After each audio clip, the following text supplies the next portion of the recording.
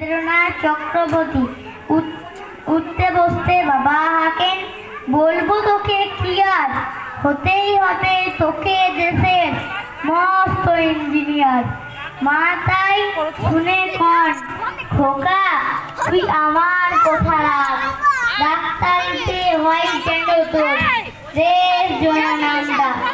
জেঠু বলেন, কি হবি তুই, আমি সেটা জানি, তুই হবি এক নোবেল জয়ী বিখ্যাত বিজ্ঞানী।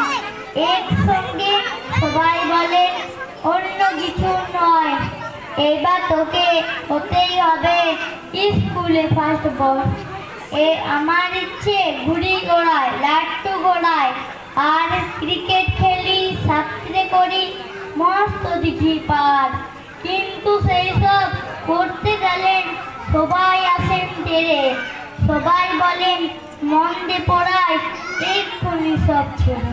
কি আর বলবো, এখন আমার অবস্থাটা এই, লেখাপড়ায় দিন কেটে যায়, কিচ্ছু খেলা নেই। এক একজনের রেখে দিচ্ছে, সবাই দিচ্ছেন তারা, তার ফলে ভাই আমার নিজের ইচ্ছে গেছে মারা। নমস্কার।